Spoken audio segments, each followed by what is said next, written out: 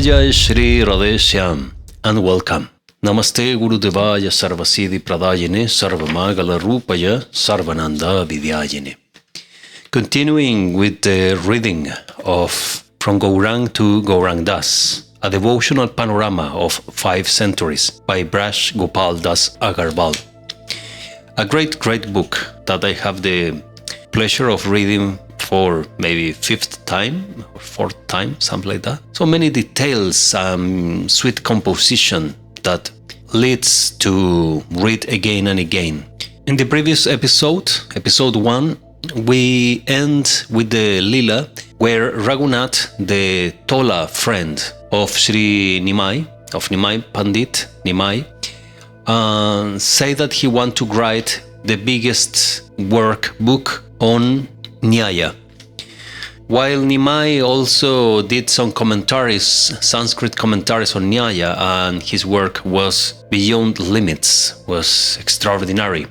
Nimai Pandit, or Nimai, threw his manuscript to the waters of the Ganges in order to give room to his friend Raghunath and his work. Such a action of humility, humbleness, and greatness by our Nitai Ram.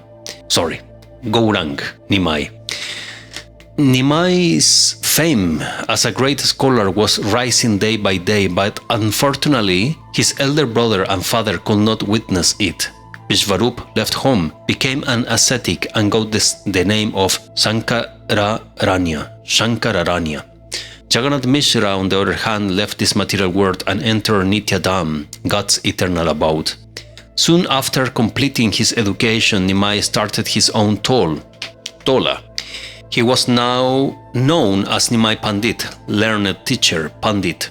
At about this time, Nimai got married to Lakshmi Priya, the daughter of Balavacharya. She did not live long.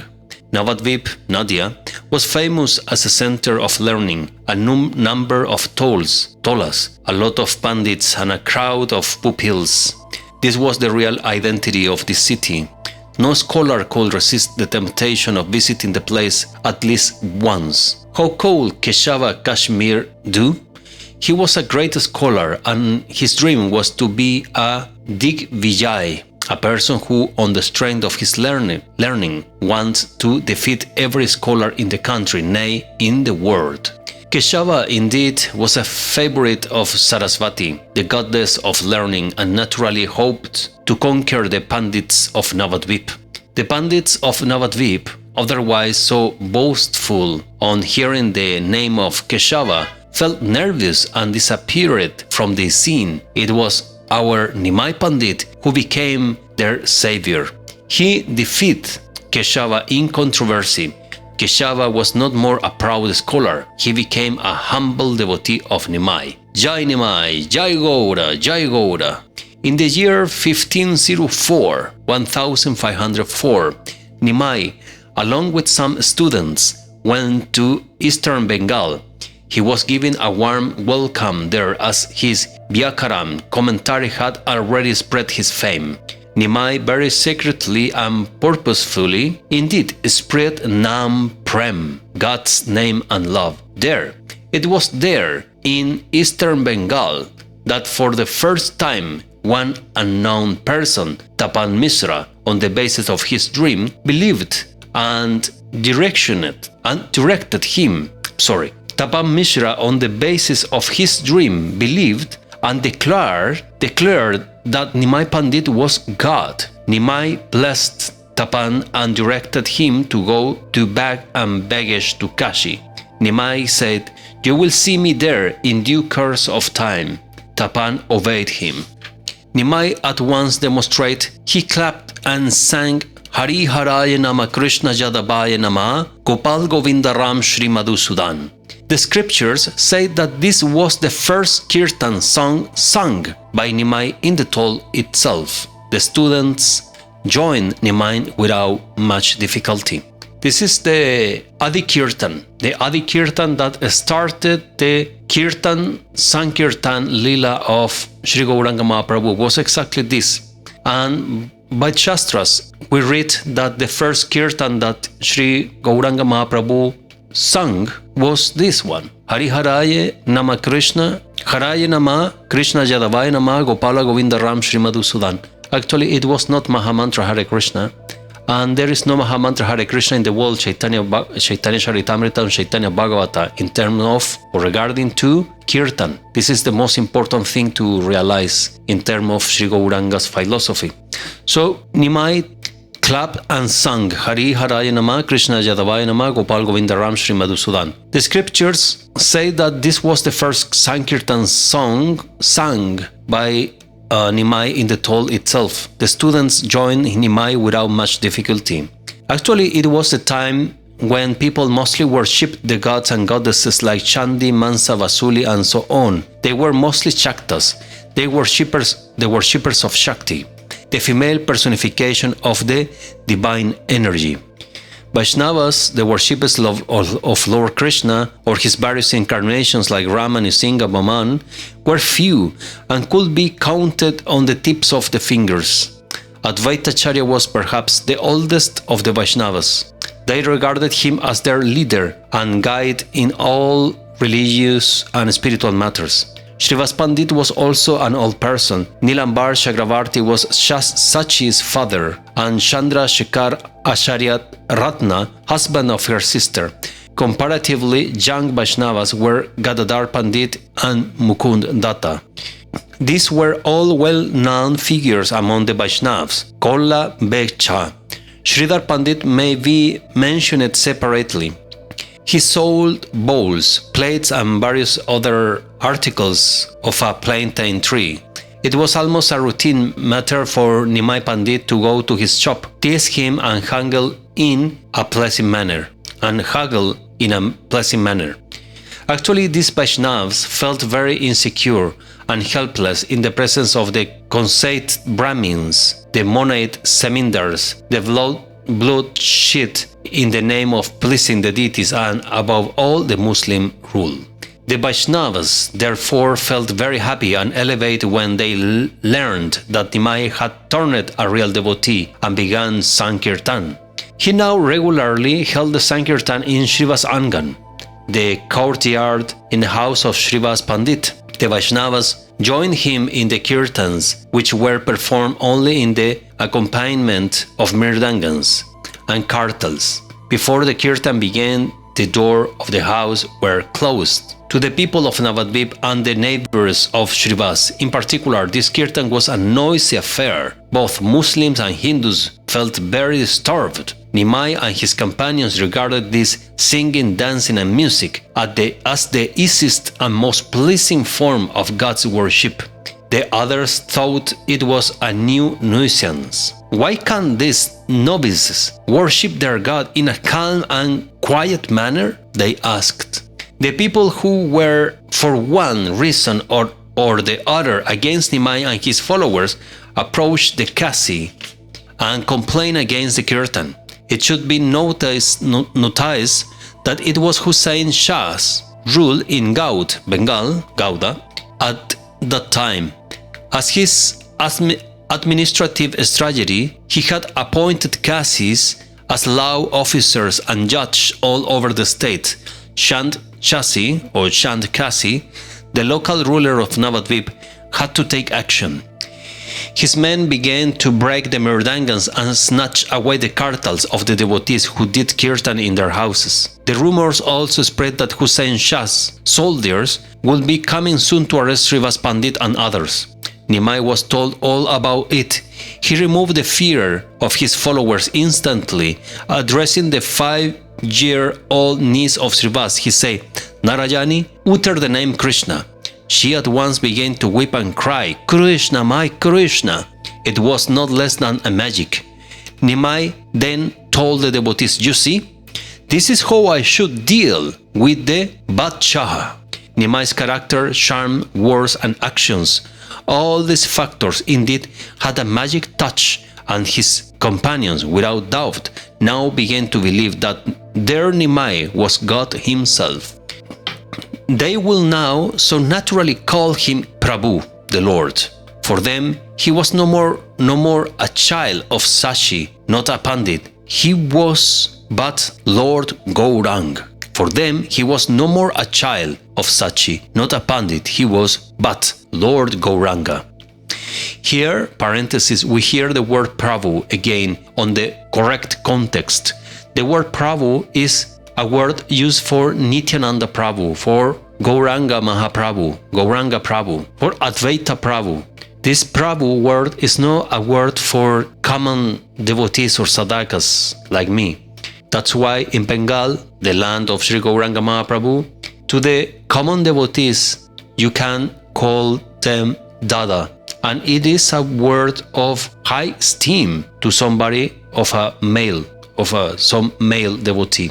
And for female devotees, it's used the word Didi. Didi and Dada. These are the real words as Gauranga Mahaprabhu's culture. Prabhu here, Prabhuji, Prabhu that is not correct. The only Prabhu is Gauranga. And the same we find out on Chaitanya Charitamrita. Prabhu kahe, Prabhu said, Prabhu this, Prabhu that. They are referring in Chaitanya Charitamrita to Sri Gauranga Mahaprabhu. So to use the word Prabhu for myself or for some common devotee, in somehow is a little bit off, bad taste. Because this is the word for our Gauranga Mahaprabhu. So please remember, when you address a Gaudiya Vaishnav, call him or her Dada or Didi, never Prabhu. Prabhu is our Lord, Gauranga. They will now so naturally call him Prabhu, the Lord.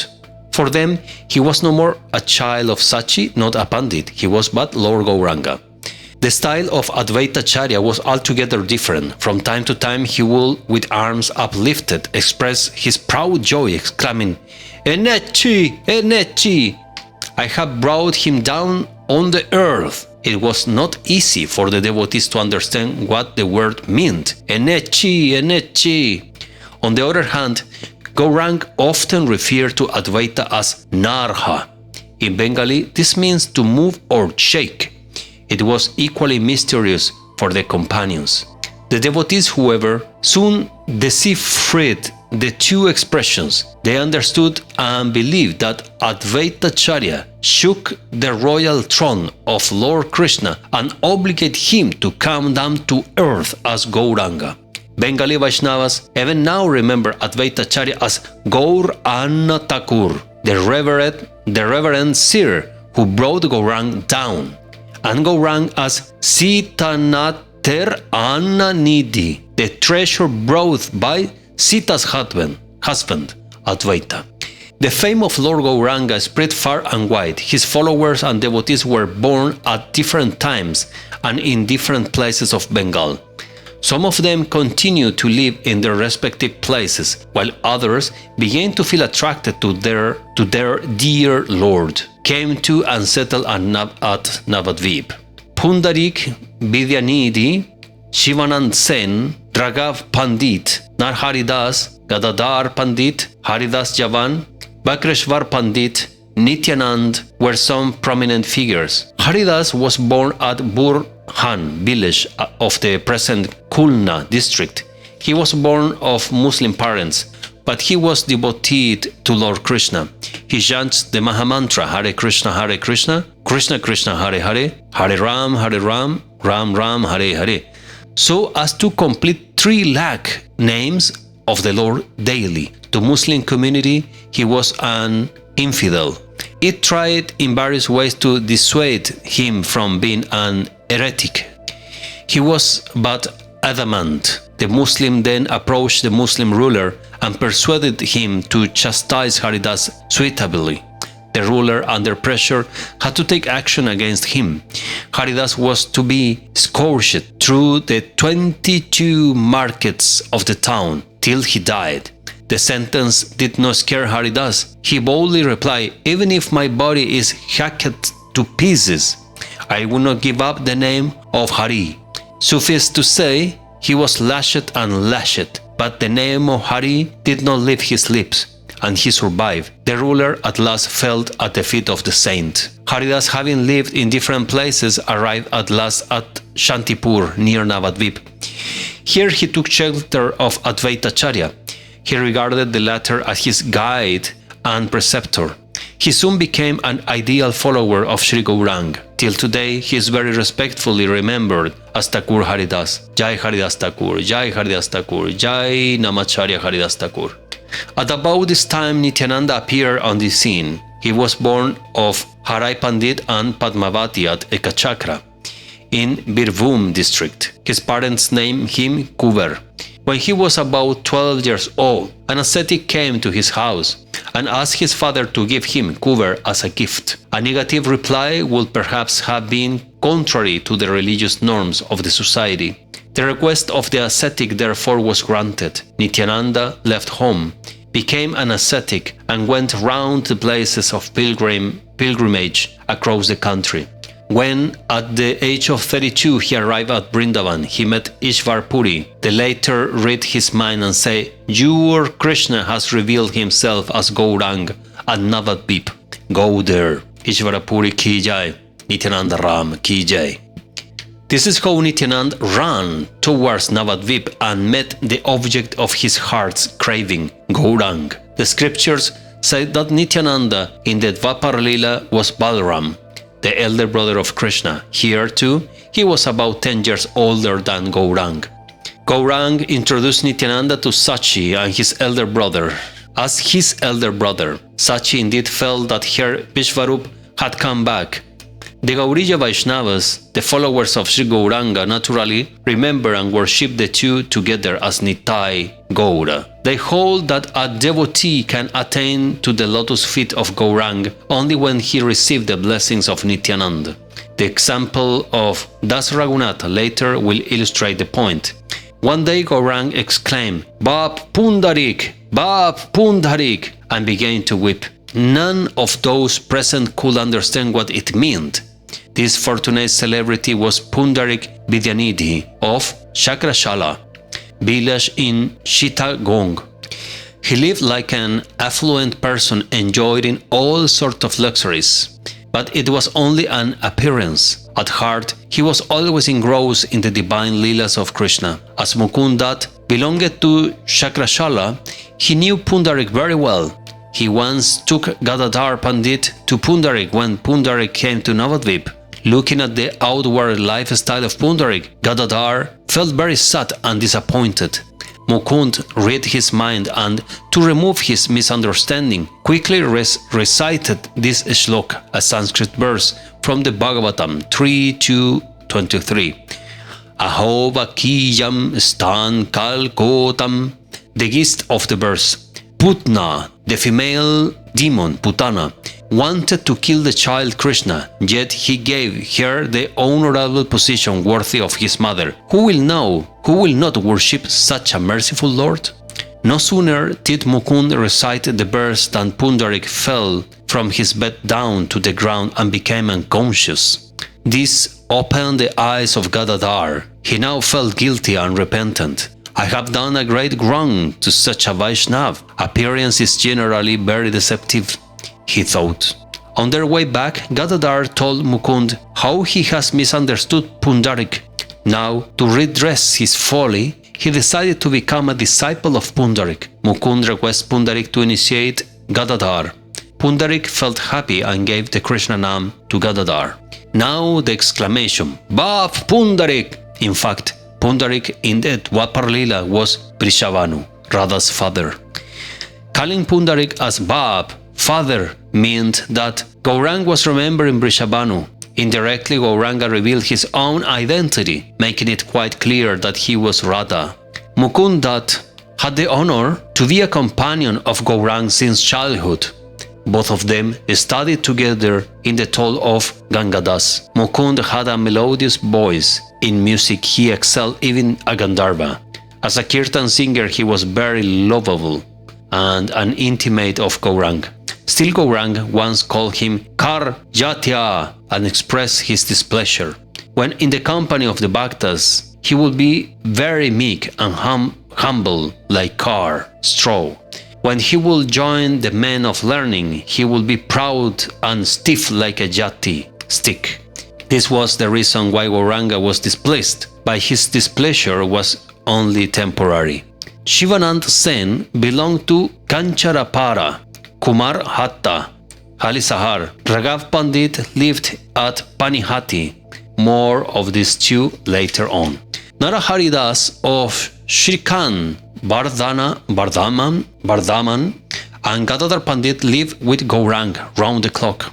Narahari is mostly remembered for his arti and Bijan waving the flying whisk, serving to Gourang. Gadadhar, on the other hand, is seen to be preparing the bed of the Lord. This service otherwise was the sole right, privilege of Vishnupriya. Mukundat was a great singer. Bakreshvar Pandit, on the other hand, was a dancer par excellence. He could dance at a stretch for 72 hours. Actually, the Kirtan party of Gourang had many more jewels like this. He needed just them. Because his Kirtan was not a boring mechanical recitation of the name of the Lord or the hymns praising God. It was indeed something directly related to Krishna. It was the love and joy in the hearts of the devotees that made them sing and dance. Tears, shivering or revelations, etc. were the outward symptoms of that love and joy. Actually, their love for Krishna made him dance and feel so happy. We worldly people first think of dancing. We get up and begin to dance. Whatever the duration of the dance, we hardly have tears in our eyes. The shivering and other symptoms are then out of the question. The simple reason is that we do not have love, nor do we have the joy of the relationship with Krishna.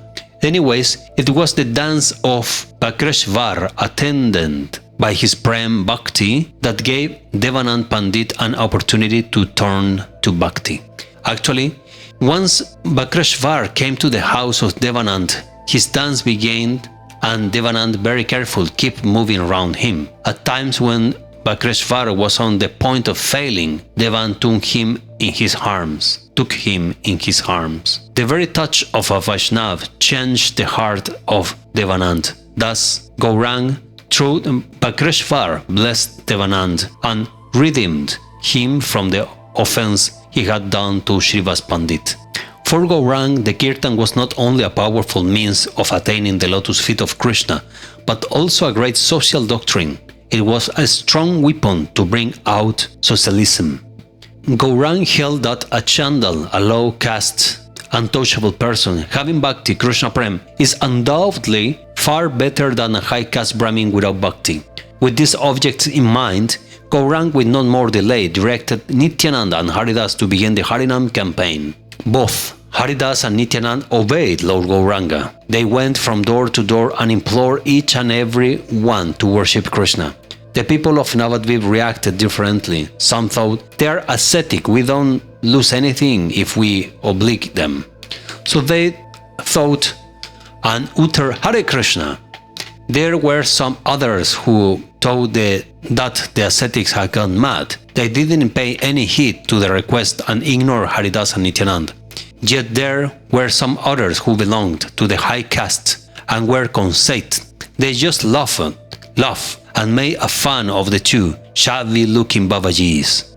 Haridas and Nityananda took a round daily and, on their return, reported the progress to Gauranga. One day, they faced Jagai and Madai, who actually were the city Kotvals, police officers of Navadvip. It was their duty to protect the lives of the people, but they did just the opposite. They were perhaps the greatest sinners in the world. They were a terror to all, and their names were enough to make people shudder. In the next episode, we will read Jagai Madai Lila, as explained in the book by Shri Vraj Gopal Das Agarwal. While reading, I feel like I am getting inside a dimension that I am experimenting the Leelas who are being told on the book. This must be by the grace of the writer, and the beautiful way and poetical way of writing that he has.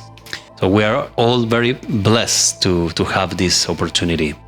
I hope, as always, that you enjoyed this episode. Please do what is correct. You know what is correct. Like, share and subscribe to this channel. Help me out to keep growing and spreading the glories of Gaudiya Vaishnavism as it is. Mahavira Radha Raman ki Jai, Jai Nitai Jai Gaur, Jai Jai Sri Radheshyam. Remember to visit mahamantra.info. You will be surprised.